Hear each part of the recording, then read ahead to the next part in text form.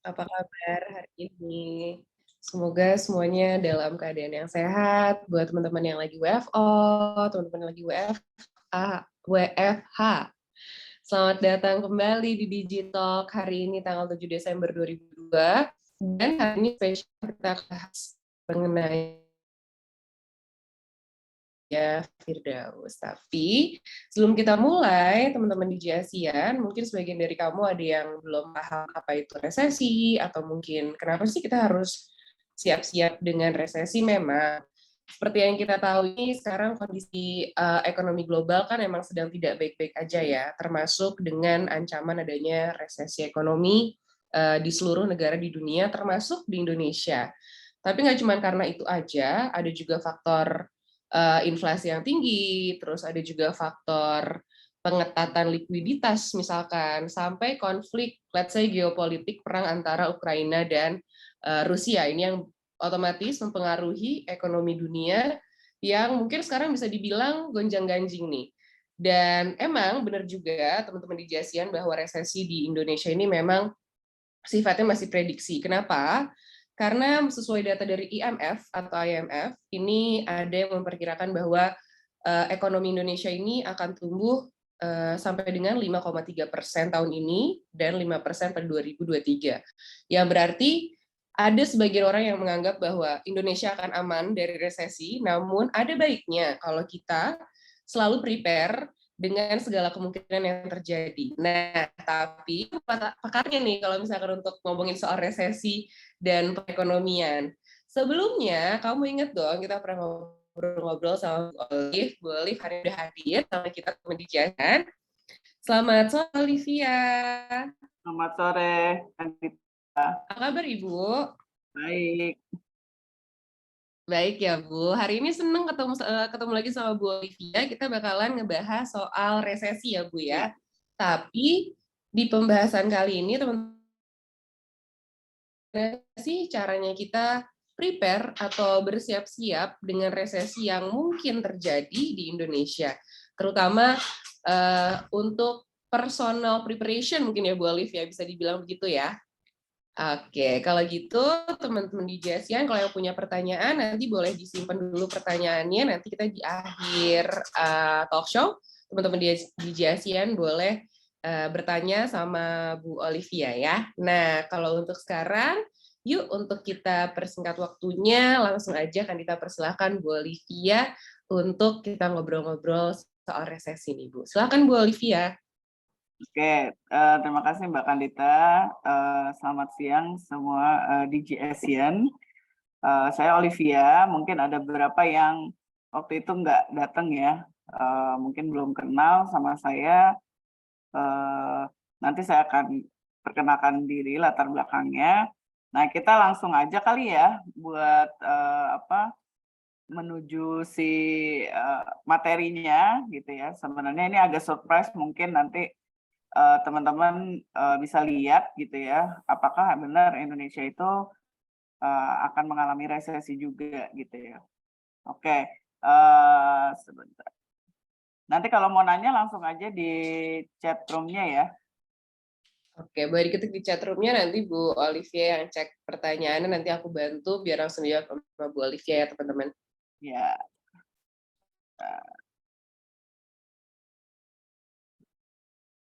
Udah kelihatan ya? Aduh. Oke, sebentar. Oke, resesi apa yang perlu disiapkan gitu ya. Nanti kita akan bicara tentang resesi ekonomi itu apa, terus ciri-ciri suatu negara itu mengalami resesi itu apa gitu ya. Terus dampak resesi apa, apakah Indonesia akan resesi. Terus kalau ngomongin resesi kan lebih ke makroekonomi, gimana dampaknya ke kita, karena balik lagi kan sebenarnya yang lebih penting itu dampak ke kitanya apa gitu ya. Kalau nggak ada dampak ya ngapain ngomongin, tapi kalau ada dampaknya yang penting kita masih bisa belanja nggak sih, kita masih bisa shopping nggak sih, gitu kan yang penting. Nah ini sekilas perkenalan dengan saya. Saya juga pengajar di FPSB Indonesia, sekarang lagi ngambil, kalau ini kan ada CFP, KLP ini Qualified Legacy Planner, QWP ini Qualified Wealth Planner, dan saya lagi ngambil Wakaf Planning Specialist. Jadi kalau ada yang udah mulai mikir buat mau punya wakaf, bisa ngomong sama saya juga gitu ya. Saya pengajar resmi untuk AWP dan QWP, anggota aktif dari Financial Planner Association Indonesia, dan saya juga Reiki practitioner nih. Kalau ada yang lagi pengen di Reiki, tinggal bilang aja ya. Oke, ini resesi ekonomi itu apa sih? Gitu ya. Keadaan di mana perputaran ekonomi suatu negara berubah menjadi lambat atau buruk. Nah, perputaran ekonomi yang melambat ini dapat berlangsung cukup lama, bahkan tahunan, akibat dari pertumbuhan produk domestik bruto suatu negara menurun selama 2 kuartal berturut-turut. Nah, PDB itu apa sih? Orang banyak ngomong PDB gitu ya. Itu sebenarnya apa? PDB itu dapat diartikan sebagai aktivitas ekonomi suatu negara selama satu periode. Jadi, apakah suatu negara itu mengalami aktivitas ekonomi yang turun terus selama 2 periode, maka negara tersebut dikatakan resesi. Kalau gampangnya gini aja deh, sekarang kalau yang hidupnya di Jakarta pasti lihat kan tiap weekend tuh ada konser yang datang banyak gitu ya. Ada konser K-pop yang kemarin terakhir itu HITC ya. Terus ada lari. Nah, lari itu bayar loh. Itu Bu Siska kan suka lari tuh. Dia larinya sampai ke luar negeri. Nah, itu kan bayar. Nah, kalau dilihat dari sehari-hari, kalau kita lihat aktivitas ekonomi Indonesia itu masih berjalan ya, khususnya untuk kalangan menengah ke atas. Nah, kalau kalangan menengah ke bawah, aktivitas ekonomi juga masih berjalan karena dasarnya adalah mikroekonomi. Makanya kenapa Menteri Keuangan tuh sangat mendorong UMKM. Jadi event-event UMKM tuh banyak sekali. Dan sejak pandemi itu justru tumbuh si UMKM-nya ini. Kenapa? Banyak ibu-ibu misalnya yang tadinya WFO gitu ya, sekarang kayaknya WFH kayaknya ada waktu lebih gitu ya, dia bikin kue atau dia sambil jualan online gitu ya. Jadi mikroekonomi kita masih jalan.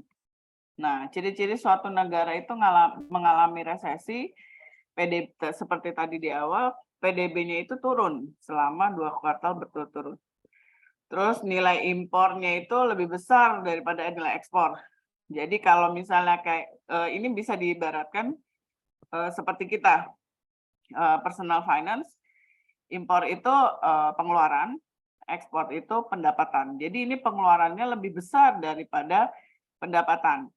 Makanya jadinya negatif atau defisit. Makanya itu jadi resesi. Kalau kita pengeluaran lebih besar dari pendapatan, resesi juga. Gitu. Jadi ini resesinya mau resesi negara apa resesi diri sendiri gitu ya. Nah, kemudian inflasi yang tinggi. Nanti kita lihat inflasi Indonesia dibandingkan beberapa negara di Asia Tenggara, terus beberapa negara di dunia, itu hitungannya termasuk tinggi nggak ya gitu. Tapi kalau dibandingin sama inflasi dari tahun ke tahun, apakah cukup tinggi? Terus kita lihat juga tingkat pengangguran yang tinggi. Nanti kita lihat Indonesia itu sebenarnya tingkat penganggurannya berkurang atau bertambah. Kalau kita lihat secara makro, negara lain di Amerika itu tingkat penganggurannya memang bertambah, gitu ya. Jadi sejak pandemi itu memang yang paling terkena dampaknya justru Amerika. Oke, nah ini dampak resesi itu tidak melulu negatif karena ada beberapa sektor-sektor yang justru mengalami keuntungan, seperti kebutuhan primer itu pasti selalu jalan. Orang tetap butuh makan, tetap butuh baju gitu ya. Terus bank, orang tetap bertransaksi lewat bank. Terus energi, karena kita butuh listrik, butuh mobilitas, jalan ke satu daerah ke daerah lain Nah, kita lihat aja, kalau resesi itu nggak mungkin Jakarta macet. Itu paling indikator yang paling gampang lah gitu ya. Sekarang kalau kita lihat jam berapapun itu kita lewat Sudirman itu pasti macet. Kalau di GSR kantornya di mana ya, Kandita? Di kota Kasablanka, Bu. Wah, itu lagi. Juara Jam-jam bertahan macet, Bu. ya, tertentu itu macet. Terus Sabtu Minggu itu macet ya. Terus, nah itu kalau misalnya di Kokas udah mulai sepi, nah teman-teman baru boleh worry, oh ini beneran resesi toh gitu ya. Waktu berapa sebulan atau 2 bulan lalu itu ada acara Silon Seven di Kokas itu full banget ya karena gratis gitu kan. Nah tapi kan bisa dilihat di situ orang masih mau tuh jalan ke situ gitu. Nah pertumbuhan PDB, nah kalau kita lihat tadi kan salah satu indikatornya adalah pertumbuhan PDB. Ini saya bukan ahlinya makroekonomi ya, tapi ini saya banyak baca aja. Jadi kita lihat nih pertumbuhan PDB Indonesia itu selama 2 kuartal itu seperti apa. Nah, kalau kita lihat dia naik terus. Jadi memang sempat 2021 itu puncaknya, terus agak turun, terus lama-lama naik. Jadi 2021 ini mungkin akibat masih dari si pandemi ya. Kalau kita lihat nih di 2020 itu turun sampai minus ya. Sempat minus, tapi ya namanya orang Indonesia itu katanya terkenal dapat beradaptasi. Jadi kalau emang duitnya lagi dikit ya, tapi dia tetap belanja gitu ya. Nah, pas di 2021 naik, nah kemudian mulai turun lagi di kuartal berikutnya, tapi setelah itu naik-naik lagi. Jadi kalau pakai kata tadi, dalam 2 kuartal berturut-turut harusnya turun, ini enggak. Itu satu indikator ya. Ini kita lihat jumlah ekspor dan impor. Jadi kalau yang kita lihat ekspor dan impornya itu masih gede ekspornya. Jadi pendapatan masih lebih besar dari pengeluaran. Maka kalau kita pakai bahasa kerennya, neraca perdagangan kita tuh masih positif gitu. Jadi nanti kalau ngomong sama orang kan keren dikit gitu ya. Ngomong neraca perdagangan. Oke. Nah, terus ini perkembangannya perdagangan luar negeri Januari sampai Oktober 2002. Di sini kita bisa lihat ekspornya itu lebih tinggi dari impor. Jadi kita masih surplus. Jadi surplusnya itu rata-rata dari non migas. Ya. Yang defisit itu justru dari migasnya. Kenapa? Ini tadi seperti Kandita bilang efek dari perang. Jadi resesi itu kadang bukan hanya keadaan suatu negara, tapi pengaruh dari negara lain gitu. Karena kita kan hidup kayak di komplek gitu ya, bertetangga. Ini kan negara bertetangga. Jadi kalau tetangganya kena masalah dan kita hubungannya baik, ada kemungkinan kita juga kena. Nah, kalau kita di sini non migas, sorry.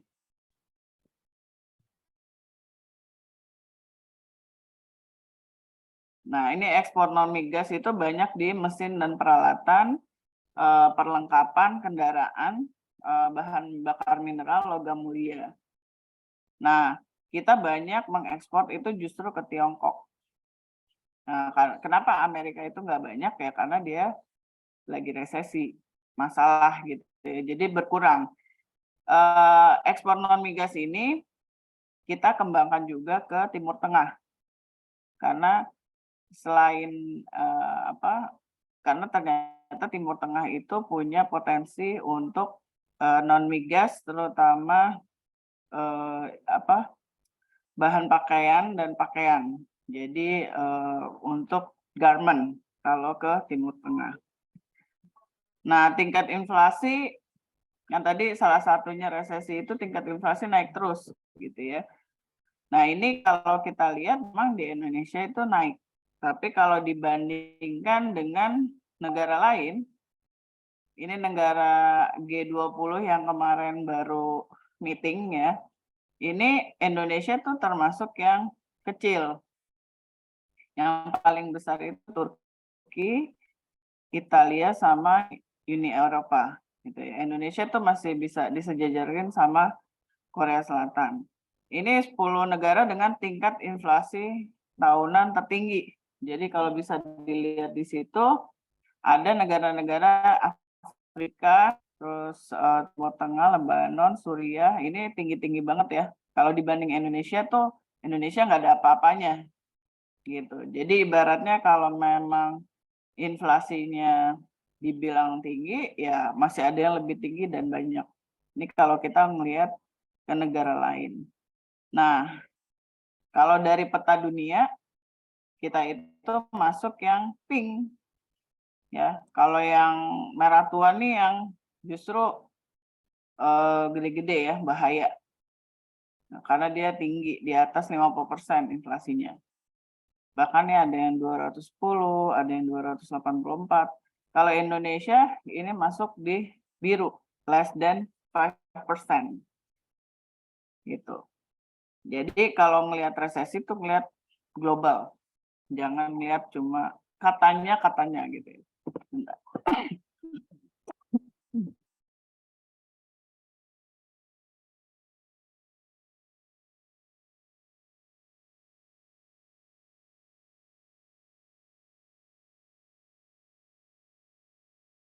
Nah, selanjutnya kategori lainnya kan tadi PDB, ekspor impor, inflasi, dan tingkat pengangguran. Kalau kita lihat tingkat pengangguran Indonesia memang sempat naik di 2021.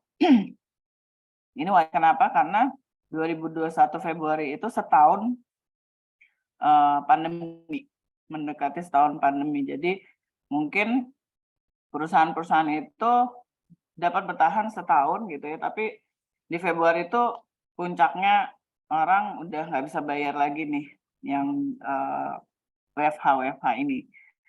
Tapi seperti saya bilang, orang Indonesia itu gampang beradaptasi. Jadi pas udah setahun kemudian dia udah turun lagi karena mungkin ada lapangan kerja baru ya di sini. Oke. Nah, pertanyaannya, jadi apakah Indonesia akan resesi? Kalau kita lihat tadi penurunan PDB-nya selama 2 kuartal berturut-turut tidak. Terus nilai impornya lebih besar dari nilai ekspor juga enggak. Inflasi yang tinggi memang naik, cuma dibandingin negara lain ada yang lebih tinggi. Tingkat pengangguran yang tinggi juga enggak gitu ya. Sempat tinggi terus tapi turun lagi. Jadi kesimpulannya di awal Indonesia itu belum resesi tahun 2023. Tapi seperti saya bilang, jangan lupa kita itu tinggal di satu kumpulan ya, satu komplek namanya negara bumi gitu. Jadi ada tetangga-tetangganya nih.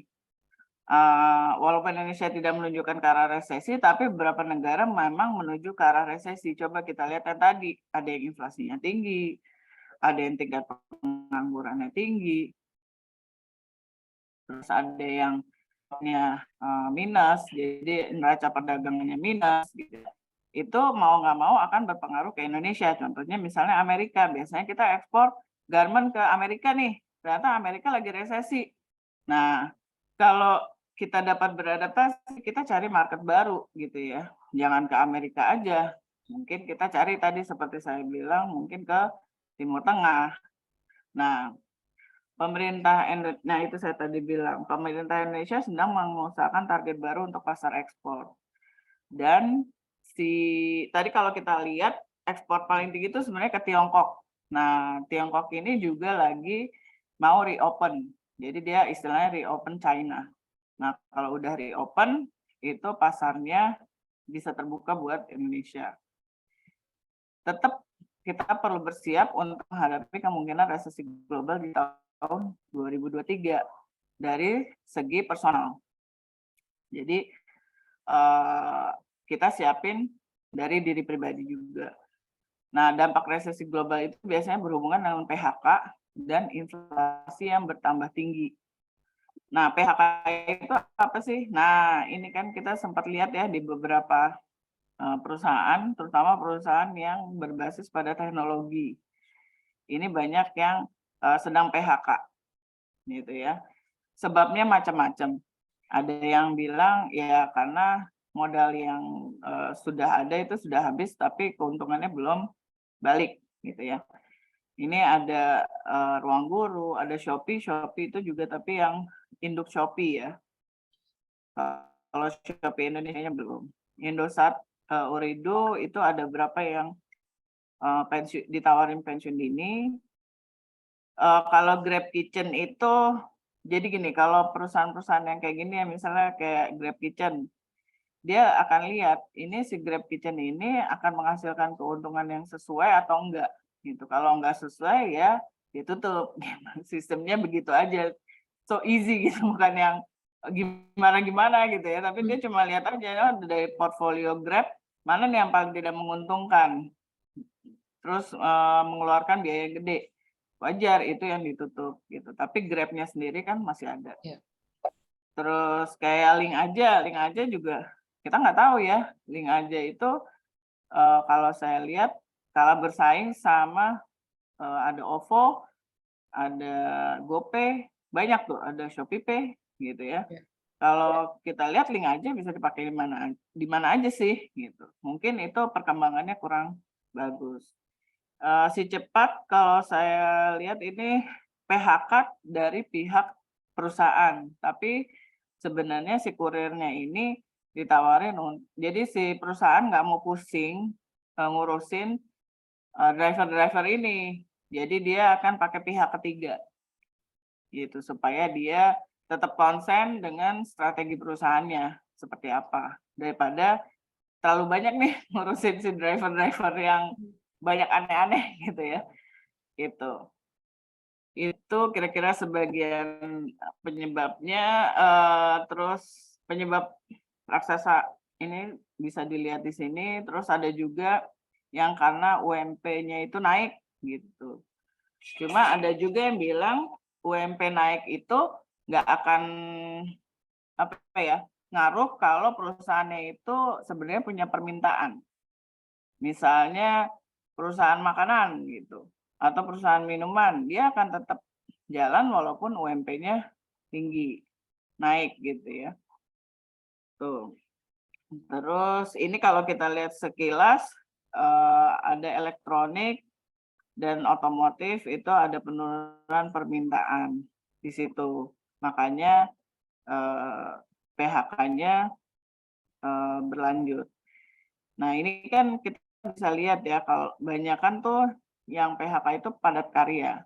Dan ini sudah zaman teknologi, mungkin ada juga yang disrupsi gitu ya. Jadi kita perlu sebagai pribadi itu perlu lihat-lihat, oh kalau misalnya perusahaan saya ini nanti mem-PHK karyawannya, kira-kira saya bisa apa ya? Gitu. Justru yang dituntut agile, jadi kita mesti mudah beradaptasi. Nah, penyebab inflasi itu apa sih? Tingginya permintaan. Jadi kalau permintaannya terlalu banyak, produksinya dikit, jadi barangnya mahal karena banyak yang minta, gitu ya. Jadi si produsennya jual mahal nih, kan banyak yang minta, gue produksinya cuma dikit ya, udah gue ambil untung deh dengan naikin harga. Meningkatnya biaya produksi. Jadi kalau biaya produksi naik, ya harga naik. Harga naik menyebabkan inflasi. Jumlah uang yang beredar tinggi karena daya beli yang besar, sehingga permintaan itu lebih besar daripada produksi. Akhirnya harganya naik, harga naik jadi inflasi. Jadi ini semua berhubungan. Sebenarnya jumlah uang yang beredar tinggi itu juga bagus karena kenapa? Jadi daya beli masyarakat itu juga tinggi. Berarti kan masyarakatnya punya uang. Nah, biasanya kalau inflasi ini mainnya di BI rate. Kalau kita dengar sempat itu BI rate dinaikin ya, supaya apa? Orang-orang mulai naruh duit di bank. Jadi nggak belanja terus nih, tapi udah mulai naruh duit di bank, ditahan duitnya gitu. Nah, ini kita lihat inflasi di Indonesia, memang yang paling besar itu di 2005, 2008. Setelah itu makin turun, sempat 1% ya. Ini kan kalau ini angka kumulatif yang paling kanan. Ya kalau dibandingin dari tahun 2002 secara kumulatif ya naiknya udah 2 kali lipat. Itu bisa kita lihat dengan dari belanja grocery saja. Dulu itu misalnya beli sabun masih bisa 10.000 gitu ya. Sekarang rata-rata 20.000. Itu kan berarti udah naik 2 kali lipat. Gitu. Nah, ini inflasi tahun ke tahun. Apakah inflasi Indonesia tinggi? Ya tadi yang aku bilang ya, dia sempat turun dan sekarang udah mulai naik. Dan inflasi tertinggi itu di transportasi. Kenapa? Karena bensin kan sempat naik. Ya. Gitu. Dan bensin naik itu kenapa sih? Karena secara global.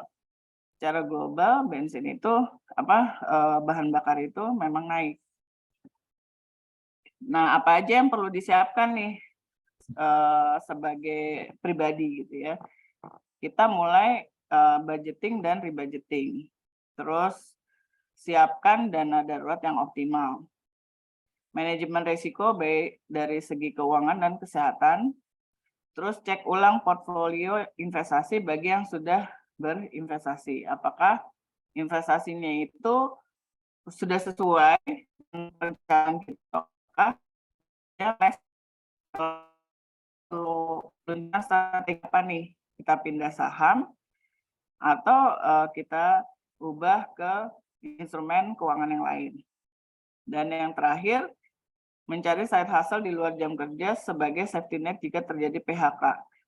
Jadi keadaan ke depan kita nggak pernah tahu, cuma kita siap-siap aja. Toh kalau kita punya side hustle, itu akan menambah sumber pendapatan kita. Bisa menambah sumber pendapatan kita, berarti kan kita dapat berinvestasi lebih banyak. Dapat berinvestasi lebih banyak, nanti jadinya ke masa depan. Entah mau nyiapin dana pendidik atau menyiapin dana itu akan lebih banyak porsinya ke situ. Oke. Nah, dari dua ini, apa aja yang perlu kita siapin menghadapi resesi global? Ada dua hal penting yang perlu saya garis bawahi, yaitu budgeting dan dana darurat. Karena ini yang paling teknis dan ini yang ada di kontrolnya di kita gitu ya. Kalau ini udah mulai dulu, yang ke atas tuh manajemen risiko, portfolio investasi, side hustle itu akan mengikuti. Jadi ini kayak fondasinya untuk personal finance. Budgeting. Nah, intinya saya selalu bilang ke klien-klien yang ketemu saya, apapun boleh dibeli asal ada budgetnya, gitu ya. Kalau nggak ada budgetnya ya bikin budgetnya, gitu. Jadi beli sesuatu yang memang kita bisa afford itu dengan mulai. Jadi nyicilnya tuh di depan daripada nyicil di belakang. Jadi kalau saya selalu bilang jangan pay later, gitu ya, tapi tunda beli. Jangan bayar nanti, tapi belinya yang ditunda. Jadi kalau di sini Dave Ramsey bilang, a budget isn't about restricting what you can spend, tapi gives you permission to spend without guilt or regret. Karena kita sudah membudgetkan, gitu. Nah, ini step-stepnya untuk budgeting. Jadi kalau belum pernah budgeting, kita kumpulin tuh semua dokumen keuangan. Atau misalnya kita udah ingat, saya tuh kalau makan sehari rata-rata 50.000.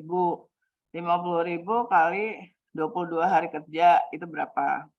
Terus untuk telepon atau untuk transportasi, terus untuk biaya senang-senang gitu ya, itu nanti dikumpulin semua, terus kita jumlahkan, terus kita hitung income-nya, terus kita lihat antara income sama pengeluaran itu balance nggak. Kalau nggak balance, itu baru tentukan prioritas. Ini mau Yang mana dulu nih yang jadi prioritas saya untuk tidak dikurangin. Terus kita juga tentukan tipe pengeluaran tetap dan tidak tetap. Misalnya, kan nggak setiap bulan ke dokter, gitu ya. Kalau punya asuransi sih enak ya, jadi tinggal pakai aja asuransi. Cuma yang kalau asuransi kantor udah habis, kan kita perlu siapkan juga dana tambahannya. Terus pengeluaran tidak tetap lainnya, misalnya tiba-tiba harus ngasih extra money ke orang tua, gitu. Itu nggak tetap. Misalnya tiba-tiba pengeluarannya besar. Mungkin ada kita ngasih rutin per bulan, tapi tiba-tiba ada pengeluaran orang tua yang besar, jadi tidak tetap. Terus jumlahkan, tadi seperti saya bilang, lakukan penyesuaian pada pengeluaran sesuai tujuan dan kesehatan keuangan. Jadi kalau ternyata minus, nah itu kita perlu cek, ini minus ini yang masih bisa saya toleransi untuk dikurangin tuh yang mana sih, berhematnya di mana. Jadi berhemat itu tidak sama dengan pelit, ya. Jadi biasanya kalau ada yang datang ke saya akan sangat menyesuaikan dengan kondisi masing-masing.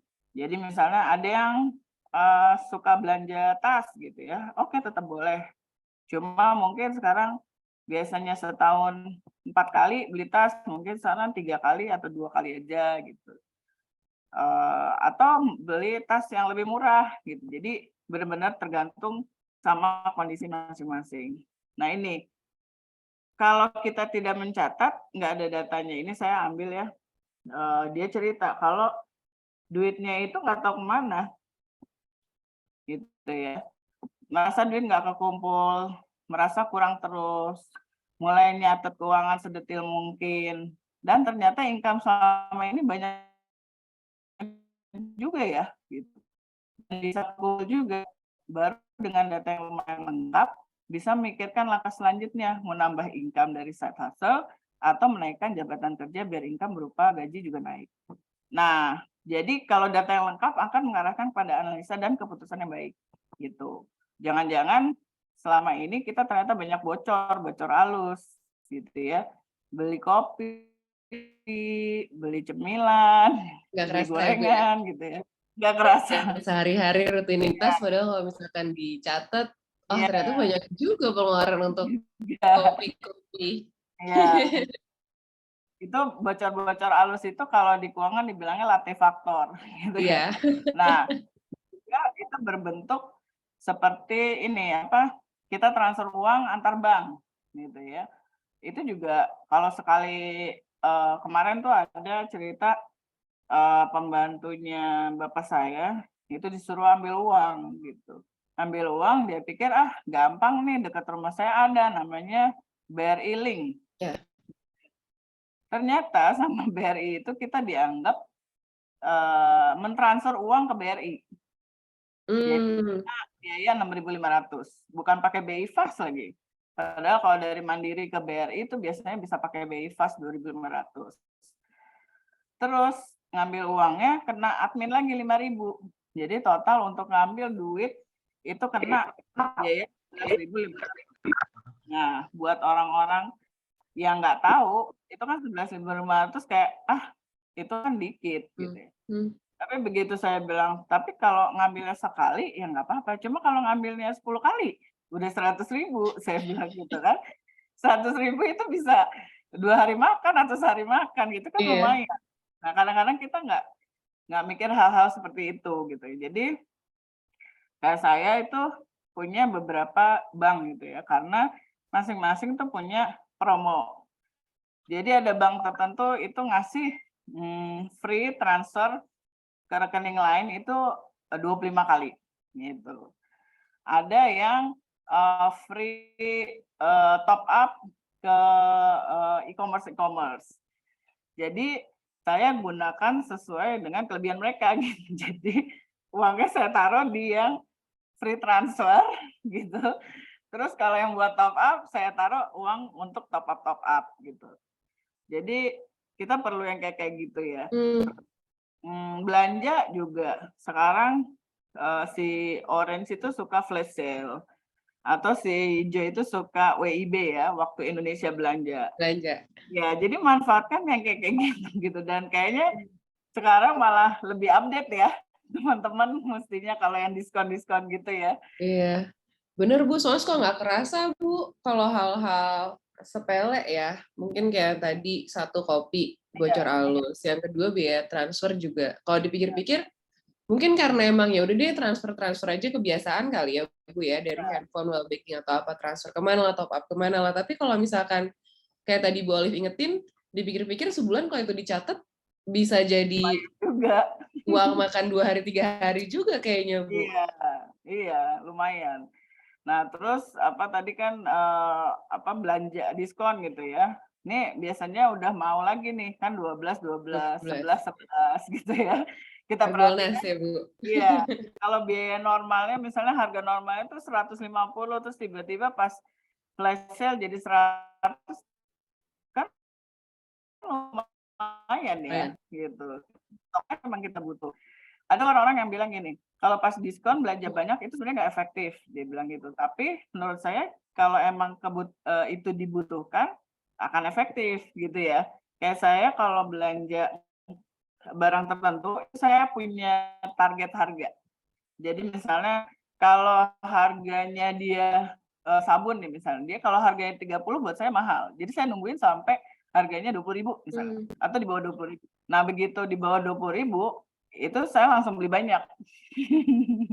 Gitu. Tapi itu emang bakal kepake gitu dan Ya, itu expired-nya lama, bukan kayak roti-rotian. Kalau roti-rotian kan expired-nya sebentar gitu ya. betul. Nah, kalau misalnya kayak sabun cuci pakaian itu kalau ada diskon kan lumayan bisa dipakai untuk setahun gitu atau 2 tahun kan expirednya panjang. Ya. Nah jadi mulainya tuh dari data, makanya kalau orang datang ke saya bahwa oh saya mesti menghemat nih, saya mesti bayar utang nih, ya PR pertama yang biasanya saya kasih yaitu mencatat semua pengeluaran. Dari situ baru kita dapat analisa, apakah pengeluarannya ini masih wajar apa sudah tidak wajar. Dan biasanya orang malas mencatat gitu ya. Nah, itu saya juga sesuaikan lagi gitu. Kalau mencatat sukanya di buku boleh, mau di apps boleh gitu. Jadi yang paling nyaman aja, yang penting kecatat dan ada datanya. Tuh. Nah, ini 4 prinsip dalam pengelolaan keuangan yang saya selalu pegang ya. Ini dari coach saya. Jadi beliau itu bilang tidak ada manusia yang kekurangan, yang ada hanyalah manusia yang tidak mau berusaha atau manusia yang tidak mau mencukupkan dari yang sudah ada. Jadi tidak sabar dalam proses. Jadi misalnya dia bilang, iya saya nggak ini karena saya berhutang karena pendapatan saya tuh nggak cukup gitu. Nah, nggak cukupnya itu kan kalau ada data oke, kalau nggak ada data kita nggak bisa bilang itu nggak cukup, siapa tahu cukup gitu. Terus setiap manusia itu dipanggil menjadi bendahara yang baik bagi dirinya dan keluarga. Dan yang ketiga ini saya sangat percaya sama yang ketiga ini. Rezeki baru akan ditambahkan jika kita sudah menjadi bendahara yang baik. Kenapa? Ya kayak kita aja deh. Misalnya kita kasih pinjam orang uang gitu ya. Kita lihat dia ini biasanya kalau minjem uang ngembaliin nggak sih gitu. Kalau nggak ngembaliin, ya kita juga malas dong ya. Berikut-berikutnya kita pinjemin gitu. Nah sama juga dengan mungkin rezeki itu kan dari Tuhan. Tuhan juga lihat nih orang bisa nggak sih ngatur duit yang gue kasih gitu. Kalau nggak bisa ya ngapain gue kasih banyak-banyak. Gue kasih aja dikit-dikit supaya dia sabar, supaya dia bisa mulai ngatur duitnya gitu ya. Terus yang keempat, setiap bendahara yang baik dimulai dengan membuat pencatatan. Nah, tadi yang saya balik lagi ke tadi, bahwa pengeluaran itu perlu dicatat di mana aja. Kalau saya paling suka pakai Excel karena langsung total ya. Kalau misalnya kita pakai buku, kadang-kadang kan kita mesti pakai alat hitung untuk total. Nah, kalau pengalaman di budgeting itu biasanya misalnya nih saya punya budget segini terus tiba-tiba bulan depannya itu membengkak gitu. Dengan mencatat saya tahu, oh kemarin tuh saya kebanyakan belanja di Orange nih, berarti bulan depan saya nggak boleh belanja dulu nih, gitu ya. Nanti lagi gitu belanjanya. Jadi itu manfaat dari catatan tuh seperti itu. Jadi kayak alarm buat kita, oh lu udah kebanyakannya di mana? Di sini gitu kan. Oh ya udah deh, berarti nanti tahan-tahan dulu deh gitu ya. Jadi kalau di Orange check out aja, jangan check out, jadi taruh aja keranjang dulu. Nanti Siapa tahu kapan-kapan pas dicek lagi pas lagi diskon ya, Bu? iya, check outnya nanti aja gitu. Iya. Nah, bendahara itu apa sih? Adalah orang yang bertugas untuk mempunyai pembukuan dan mengatur keuangan. Terus bendahara yang baik bertanggung jawab atas keuangan agar tidak minus. Jadi kadang-kadang orang belum paham yang ini. Jadi bendahara perlu bertanggung jawab agar keuangannya nggak minus. Itu aja. Itu baru dibilang bendahara yang baik. Kalau kita udah menjadi bendahara yang baik, maka rezekinya akan ditambahkan. Bendahara yang baik dapat memastikan kebutuhan masa kini maupun masa depan terpenuhi. Jadi bukan lihat ini ya, lihat nanti deh uangnya mudah-mudahan ada gitu. Itu beberapa orang punya pemahaman kayak gitu ya. Jadi kayak misalnya anak sekolah, lihat nanti deh, jangan dipikirin sekarang. Nanti pasti namanya anak ada rezekinya gitu. Itu selalu omongannya seperti itu ya. Tapi kalau saya lihat tetap aja kita perlu planning. Planning itu kan A, B, C. Jadi kalau punya uang, planningnya A. Kalau uangnya kurang dikit, planningnya B gitu ya. Daripada nanti pas kemarin tuh saya ditelepon teman saya 2 minggu lalu, anaknya udah kelas 12, berarti tahun depan masuk kuliah. Tiba-tiba dia bilang, anak gue tuh maunya di Amrik. Nah loh, terus di Amrik kan 1 tahun 1 M ya minimal. Itu terus uangnya udah berapa gitu kan. Akhirnya kita sampai pada kesimpulan apapun duit yang ada sekarang difokusin untuk nabung anaknya kuliah tahun depan. Gitu. Paling enggak 1 tahun sampai 2 tahun pertama. Gitu ya. Tahun ketiga mungkin anaknya udah bisa sekalian kerja atau magang gitu ya. Cuma itu juga beresiko ya. Kalau anaknya pas dapat lingkungan yang enak, yang emang kerja keras, dapat gitu kerjaan. Ternyata demennya temennya main-main gitu kan. Malah hedon, nggak dapat duit gitu. Nah, itu juga perlu dipertimbangkan. Nah, ini pas kita bikin budgeting ada kuadran prioritas. Jadi ada yang penting dan mendesak, itu diutamakan, misalnya kayak pajak, dana darurat, hutang, kebutuhan dasar. Ada yang penting tapi tidak mendesak. Jadi kalau ada penting tapi tidak mendesak itu direncanakan aja dulu. Misalnya kayak dana pensiun, dana pendidikan, waris, itu kan masa depan. Kita rencanakan aja dulu. Itu penting tapi nggak sekarang juga nggak apa-apa. Terus ada yang mendesak tapi nggak penting sebenarnya. Kayak benerin rumah nih kan lagi musim hujan gede banget ya. Terus pakai angin gitu. Tiba-tiba ada genteng yang geser lah atau tiba-tiba ketiban pohon gitu kan. Atau kayak kemarin sekarang lagi musim gempa tiba-tiba rumahnya udah nggak ada. Nah, itu kan nggak penting tapi mendesak, harus sekarang ada, dan itu mesti dicari solusinya. Yang keempat, ini nggak penting dan nggak mendesak. Kalau perlu nanti aja kita pikirinnya, kayak misalnya liburan, atau ganti gadget, beli baju baru gitu ya. Itu nanti aja, kalau perlu jangan dipikirin dulu. Ini pas ngitung budget seperti ini. Nah, yang kedua tadi kan budgeting ya, yang penting budgeting sama dana darurat. Nah, dana darurat ini tujuannya apa sih? Supaya hutang tidak terjadi. Jadi banyak nih waktu pandemi, makanya kenapa pinjol itu naik, karena orang tidak punya dana darurat. Jadi akhirnya pinjam dulu deh, mudah-mudahan bulan depan saya udah mulai kerja lagi nih. Ternyata pandemi itu panjang, berbulan-bulan dia nggak kerja, gitu kan. Akhirnya hutangnya tambah banyak. terus menjaga tujuan finansial lain tetap on track. Jadi jangan sampai karena nggak punya dana darurat, akhirnya ngambil dana pensiun. Atau karena nggak punya dana darurat, akhirnya ngambil dana pendidikan. Itu banyak yang seperti itu. Nah, terus tingkat stres juga jadi turun. Karena kenapa? Nggak punya utang. Tenang gitu, punya emergency fund. Nah, postingnya di mana sih dana darurat itu? Di sini. Jadi kalau saya selalu bagi pos-pos, ada 7 pos ya. Jadi yang paling utama itu pajak kan udah pasti di iniin kantor, terus amal. Misalnya minimal 2,5% atau perpuluhan gitu. Itu duluan. Jadi kalau pajak itu kewajiban ke negara, amal itu kewajiban pada Tuhan, itu dulu. Kemudian baru kita mulai bangun dana darurat. Yang bawah-bawah itu prioritas nanti.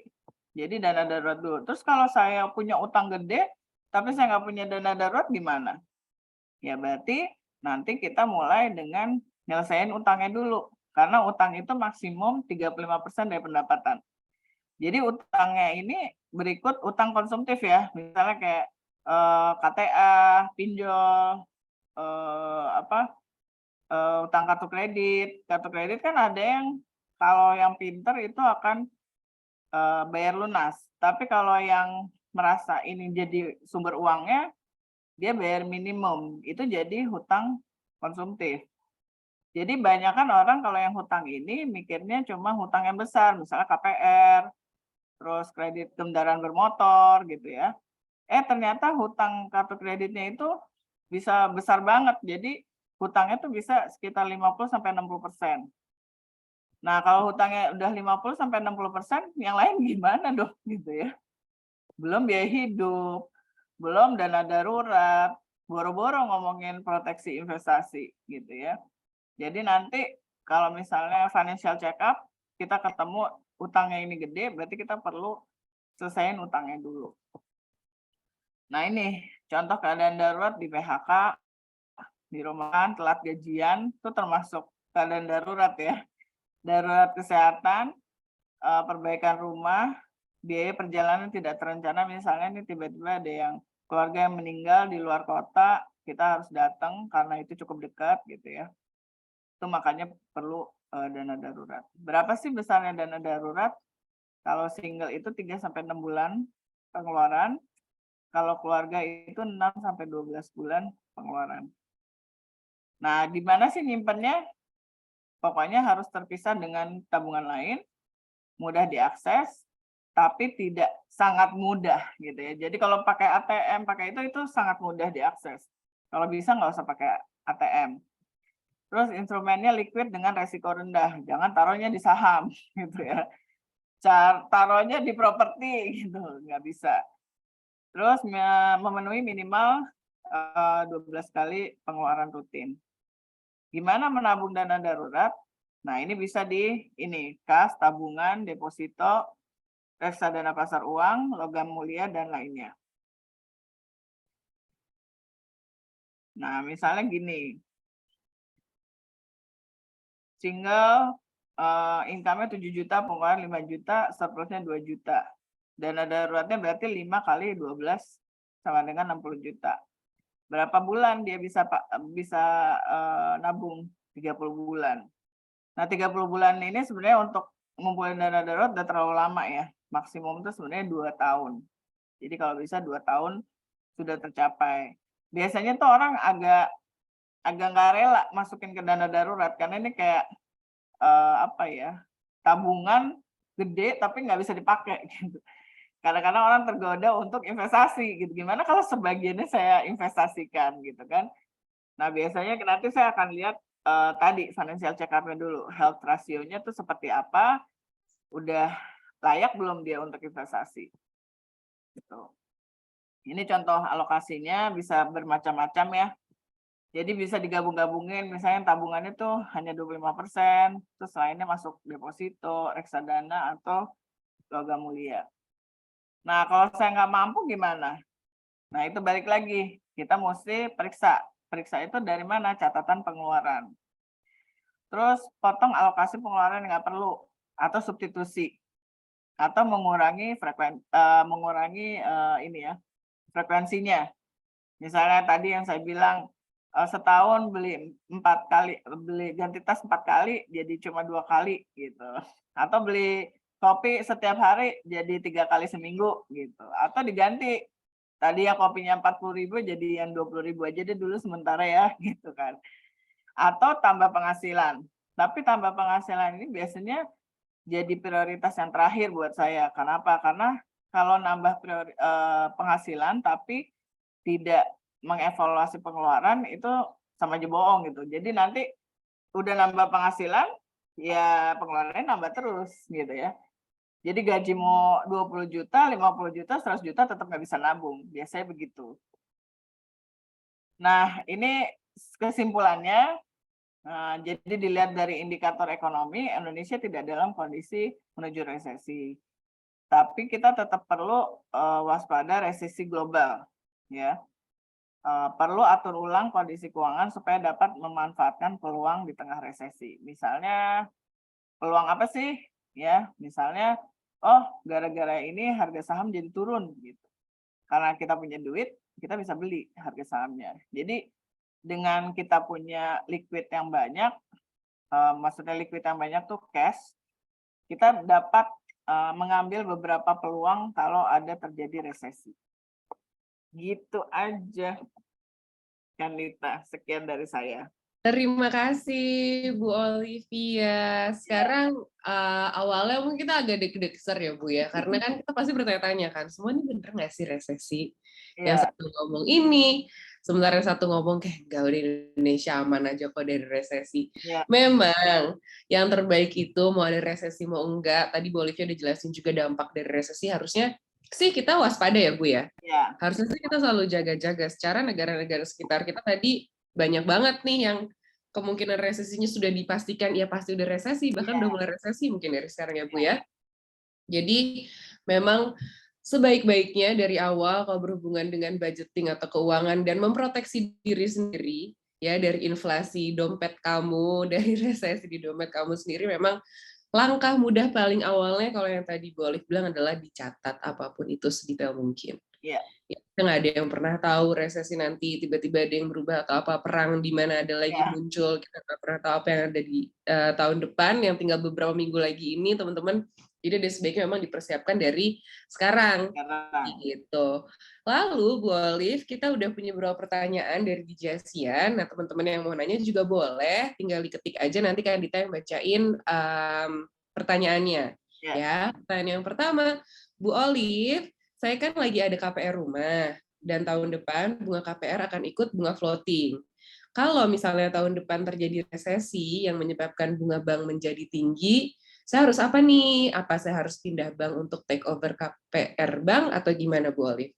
Ya, sebenarnya ini udah benar ya, bisa take over, pindah ke bank dengan bunga yang lebih kecil, atau nanti kita evaluasi lagi kalau misalnya bunganya udah terlalu tinggi, terus sudah sangat merugikan kondisi keuangannya, mulai berpikir nih, apakah saya lepas dulu apa enggak. Tapi biasanya kalau resesi, itu properti pun harganya juga murah banget gitu ya. Kayak kita kemarin pandemi dari 2020 tuh ada beberapa harga properti yang belum balik, terutama yang second ya. Kalau saya tinggal di daerah selatan.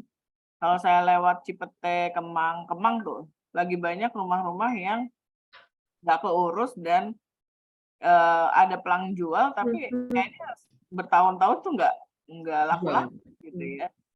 Jadi kalaupun mau dijual itu perlu tahu juga apakah harganya worth atau enggak. Kalau harganya masih worth ya mendingan dijual.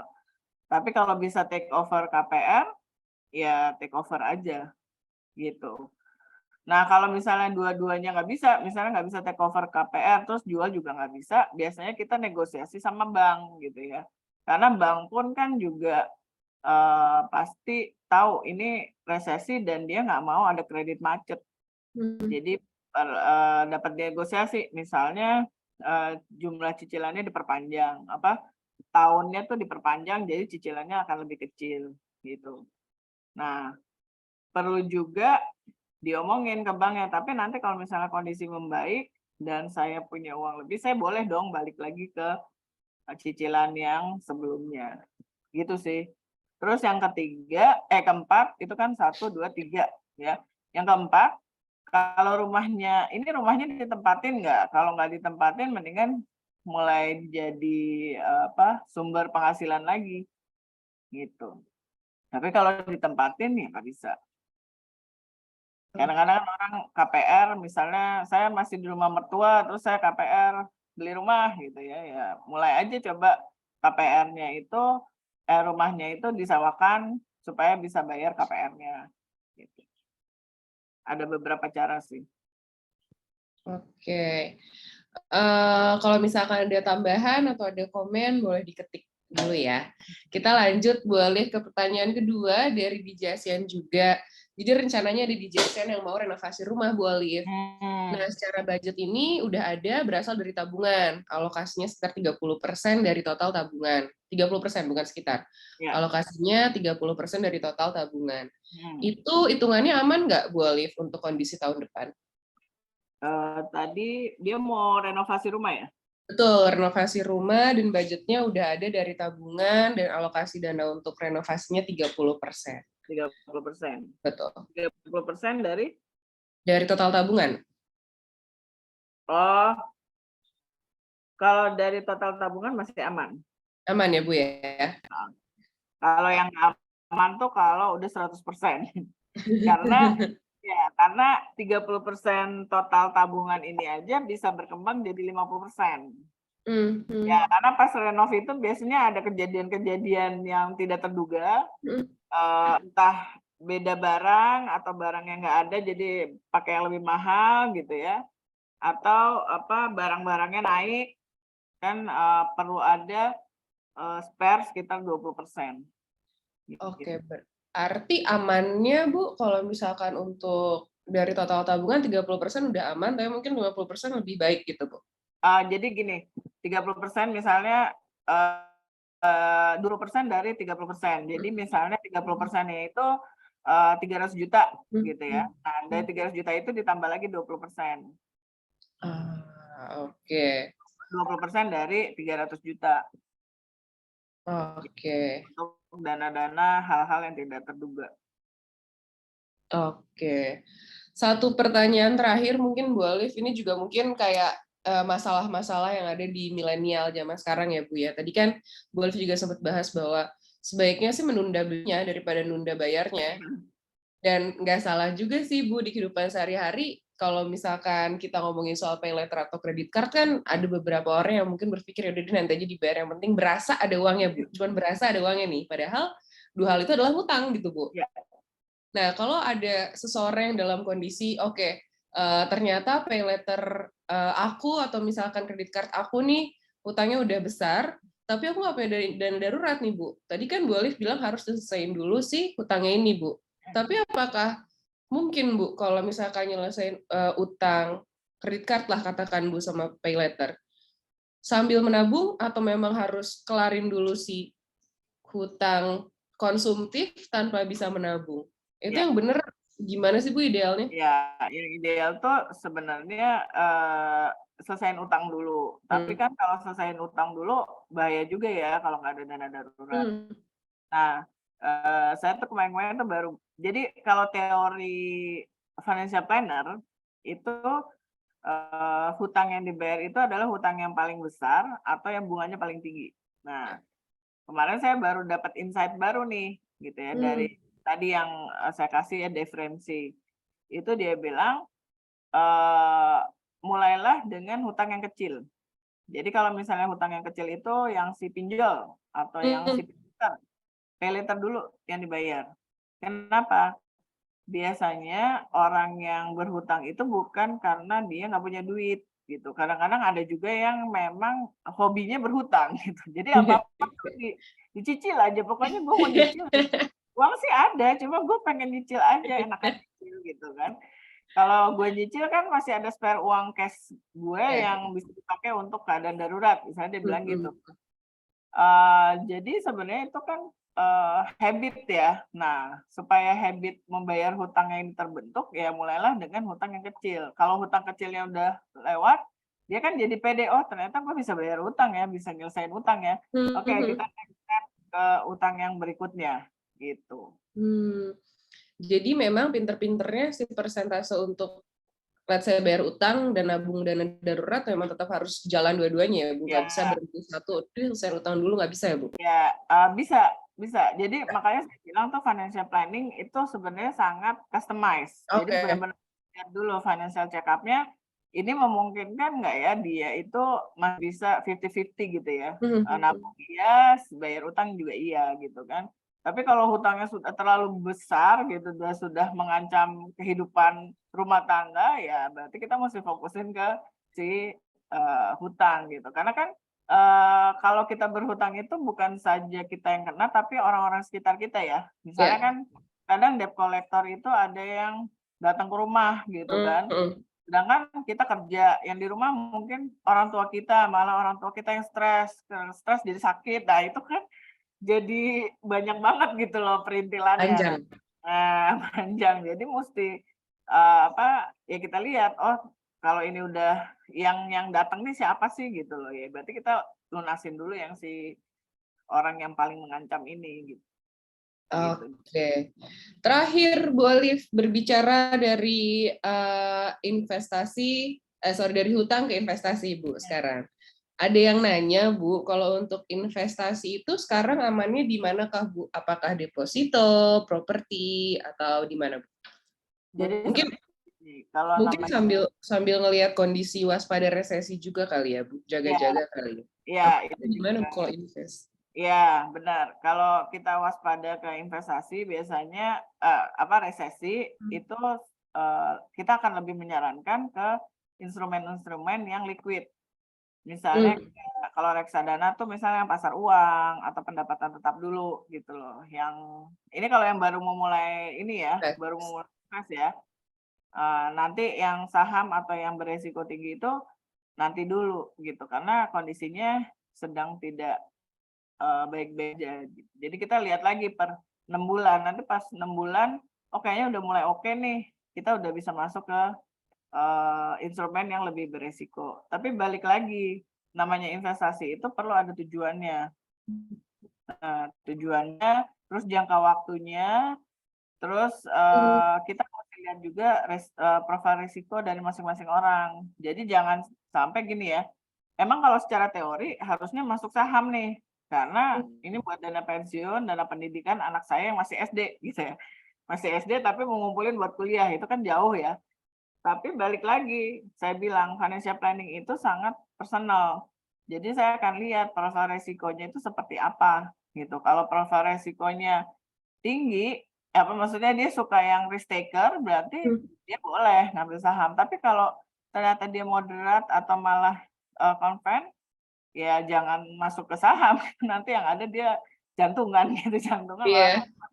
Nah, itu bisa dilihat di sini bentar ya. Aku kemarin-kemarin kayaknya aku juga udah pernah kasih ya. Jadi sebelum teman-teman nih bisa datang ke sini, bentar. Ini bisa lihat di sini namanya fpsbindonesia.org.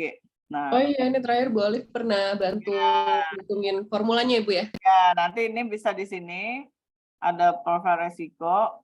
Nah, cek aja di sini. Kita tuh masuknya di mana? Masuknya yang konven, moderat, atau risk taker. Nah, kalau aktif dia agresif, ya nanti itu di situ ada. Misalnya jangka waktu pendek itu proporsinya di mana aja. Jangka waktu menengah proporsinya di mana aja. Jangka waktu panjang proporsinya di mana aja gitu. Oke. FPSB Indonesia ini dicatat teman-teman di JASIAN yang mungkin udah mau mulai investasi, mau belajar investasi, boleh mulai dicatat. Tapi kalau investasi yang aman dan stabil, itu emas ya Bu ya? Iya. Di Emas Gold itu Pro, dari sebenarnya, Castro. jadi gini, emas itu dia dalam kondisi yang kayak gini sangat menguntungkan gitu ya. Kenapa? Oke. Karena dia sifatnya tuh hedging. Jadi dia berlawanan dengan ekonomi. Jadi kalau ekonomi jelek dia lagi bagus. Tapi kalau ekonominya bagus dia nggak terlalu bagus gitu karena dia sifatnya memang untuk menahan inflasi aja gitu. Oke, tapi Saat ini memang ini sebelum beneran resesi ya nyicil aja nih, nyicil emas ya. iya nggak Nyicil apa-apa ya Bu ya, aman ya? Sahabat aman. banget yang baru mulai investasi emas mungkin aman ya Bu ya? Ya, Oke. gitu. Nah, emas itu juga jangan tertipu ya. Sekarang tuh ada yang namanya trading emas. Trading emas itu bukan emas loh. Jadi dia tuh trading sebenarnya. Ah, Dia pakai poin-poin gitu loh, Mbak hmm, Kandita. Jadi ya. itu sangat beresiko buat Jadi, orang. Karena jadi itu kalau trading emas itu tingkat resikonya tuh lebih tinggi dari saham oh, gitu. oke. Jadi Berarti kalau jangan mau tertipu karena punya emas ya Bu ya? ya bukan beneran emas maksudnya kita harus beli ke Antam ya, tapi Eh, kan eh, sekarang di beberapa apps itu kan memang ada emas. hmm. Misalnya nyicil emas, beli 1 gram aja boleh gitu kan. Nah, nyicil emas aja di Pegadaian tuh ada 2 ya, nabung emas sama nyicil emas. Nah, kalau nyicil emas ini lebih kayak ngutang. Oh, Kalau nabung tuh beneran nabung, jadi kita nabung misalnya 50.000 sebulan, terus nanti pas dapat 1 gram dia kasih tahu gitu. Kalau yang hmm. nyicil emas itu lebih ke hutang, jadi kita langsung dapat utang emasnya misalnya 5 gram, terus nanti kita nyicil per bulan. Nah, waktu itu suami saya bukan ketipu ya, cuma dia, wah kayaknya bagus nih, terus saya hitungin kan, nih kalau kamu beli sekarang, ini bisa dapat 2 gram loh, saya bilang. Kalau kamu nyicil cuma 1 gram, kenapa? Ini dia bilang 0%, 0% dari mana gitu kan. Karena Jadi ternyata memang harus hati-hati ya Bu ya? dia selipin di antara cicilan-cicilan itu tuh kayak ada bunganya gitu. Oh, Kamu mesti hati-hati juga. iya teman-teman di JSM ini juga baru dengar nih Bu, kalau aku pribadi ya, kalau aku pribadi baru dengar juga nih yang nyicil emas ini. Ya, Oke. itu. Terus, nah ini saya juga baru dapat insight ya. Kalau misalnya teman kemarin kan waktu yang sesi sebelumnya saya nawarin teman-teman untuk financial check up dulu nih. Mm-mm. Gitu. Nanti aku kasih gratis segala macam. Nah, Mm-mm. kemarin aku dapat dari temanku dia kadang-kadang suka malu gitu. Malunya tuh masa lu tahu sih duit gue berapa gitu kan. Ya, ya. Teman aja dia malu, apalagi ada orang lain gitu yang nggak dia tahu. Teman-teman bisa mulai financial check up di sini sendiri. Mhm. Di sini kan di FPSB ini mulai check up aja. Nanti terakhir itu ada misalnya print PDF atau download PDF. Nah, itu dibikin aja download PDF, nanti hasilnya bisa dikonsultasiin ke aku. Jadi aku nggak tahu nih nilainya berapa, tapi aku tahu health ratio-nya berapa, apa yang perlu dilakukan selanjutnya gitu. Oke, bisa dicoba teman-teman dijelasin di Financial Health Checkup ini ya di website Ya. yang sekarang ada di layar. Siapa tahu banyak yang ternyata kayak temen aku nih, Mm-mm. lalu kelihatan duitnya Mm-mm. seberapa gitu ya, terus dia investnya di mana aja gitu ya udah. Tapi kan tetap perlu konsultasi ya, apa yang Iya, perlu dikerjakan gitu. ayo, Gitu. ayo. Bisa dicoba teman-teman untuk melindungi diri kamu dari inflasi dan resesi. Iya benar. Oke, kalau gitu teman-teman di Jasian ini udah nggak ada yang mau nanya lagi, udah cukupkah ya? Aku Nah, cek. Oke, udah nggak ada yang nanya lagi nih Bu, teman-teman di Jasian. Kalau gitu, sepertinya ngobrolnya ini masih seru, tapi harus kita sudahi, Bu Olivia. Terima kasih banyak atas insight-insight dan pengetahuan barunya juga. Udah di-share juga sama Bu Olive di kolom chat ya, teman-teman. Kalau mau financial check up sendiri, biar nggak malu-malu, terus iya, mau konsultasi sama Bu Olive juga boleh. iya. Ya, kalau gitu teman-teman semua boleh dibuka dulu kameranya sebelum Kandita tutup digital hari ini. Kita foto bareng dulu sama Bu Olive. Yuk, teman-teman boleh dibuka kameranya, aku tungguin ya. Ya, ayo, ayo. Yang cakep, yang cantik. Dibuka kameranya. Oke.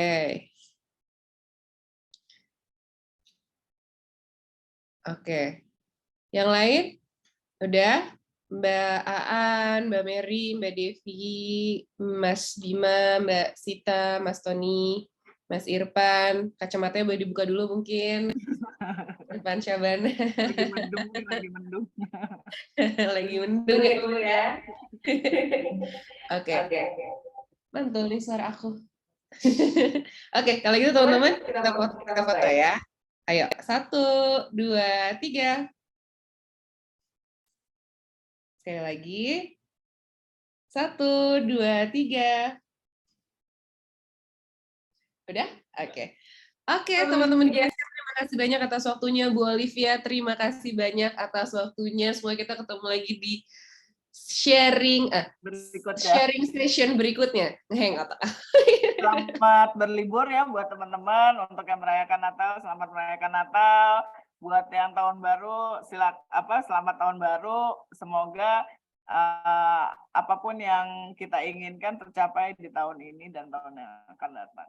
Amin, amin, amin. Ibu Olive juga sehat-sehat selalu. Ibu, kita ketemu lagi di sesi berikutnya ya, Bu ya. Nanti kita ngobrol-ngobrol lagi. Terima kasih banyak Bu Olive atas waktu dan ilmu-ilmunya.